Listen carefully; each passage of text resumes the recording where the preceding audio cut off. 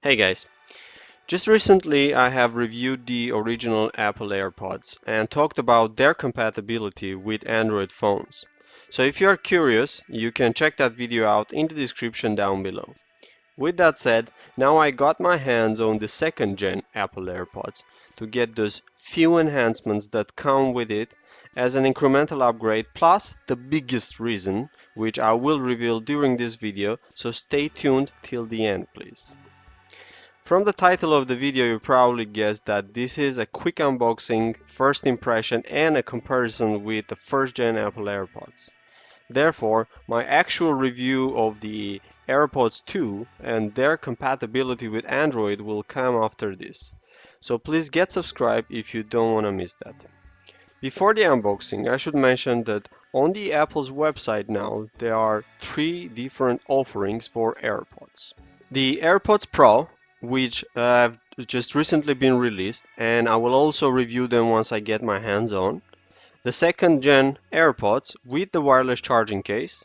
The second gen AirPods with the first gen non-wireless charging case. And hidden down below now is just the wireless charging case in case you just want to upgrade the case for your first gen AirPods.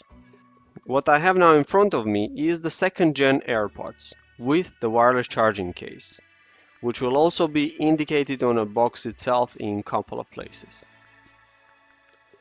This out of the way, let's open the box and see what's inside in contrast with the first gen AirPods.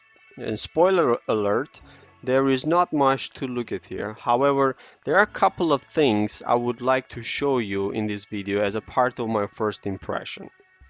The first difference that you will be able to spot is the LED indicator, which was moved out on the surface of the wireless charging case. Here, as you can see, the indicator lights up as soon as detects that it is being charged. This is to monitor the charging status while it is laying on a wireless charging pad or plugged to the lightning cable, which comes bundled in the box without a charging brick, which is not a surprise at this point as this is how the first gen AirPods came as well. On the back of the case you will see the next most obvious difference, the pairing button. On the second gen AirPods it has been moved in the relative center of the case, where on the first gen case it was closer to the bottom end.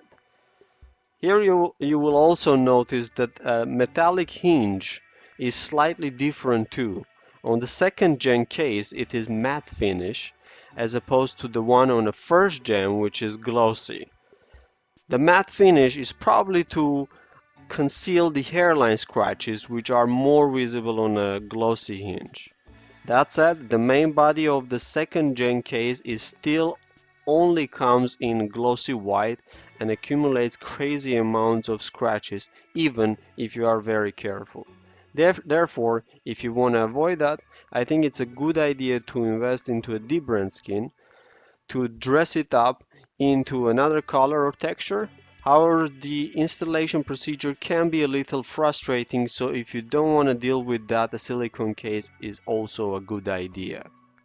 One other more notable change that was done to this case is the improvement of the hinge mechanism itself, which is not something you can see by looking at it, but if you open the cap and move the hinge a bit from side to side on the first gen case, you will usually hear some creaking sound, which has now been improved on the second gen AirPods case. Although small, but a very reassuring improvement just for a peace of mind. Physically everything else looks the same, aside from the fact that the wireless charging case is a couple of grams heavier. This is probably due to the addition of the wireless charging coil, as battery size is the same on both. However, there are some battery life related improvements on AirPods 2, which was achieved by adding the H1 chip this time, which is basically a slightly more advanced version of the W1 chip found on the first gen AirPods. This chip has made possible to reduce the battery drain from the microphone use, increasing the talk time on AirPods 2 from 2 hours to 3 hours. It has also enabled the second gen AirPods to be voice activated, which means that the AirPods will be constantly listening, which by the way can be disabled from the settings of the iPhone if you so choose, by simply disabling the Hey Siri detection from the iPhone settings. The third new feature that comes with the H1 chip is the support for Bluetooth 5.0, which is an upgrade from Bluetooth 4.2 found on the first gen AirPods. There are a couple of other upgrades which were achieved by the H1 chip, one of them being the speed at which the AirPods will connect to your device, and the other one is the lower gaming latency, which is probably due to the implementation of the Bluetooth 5.0, which provides 8 times the broadcast capability, 4 times the range, and twice the data rate when compared to the Bluetooth 4.2. In other words, Bluetooth is now faster and can transfer data more efficiently between devices.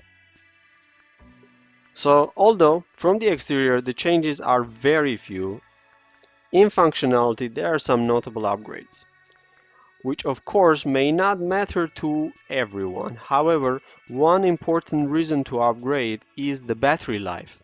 And I don't only mean the improvement in the talk time necessarily, but the battery degradation, which if you have owned the first gen AirPods for more than a year, by now you have probably noticed that the battery life is not the same, because it has been degrading every time you charge it, and at the break of the 1 year mark the degradation is quite noticeable. Taking it into consideration that the battery on AirPods are super tiny to begin with, and therefore there is not much of a buffer, so to say, within which the degradation will feel negligible. So even the smallest decrease in the battery health will present itself as a dramatic decline in the usage time.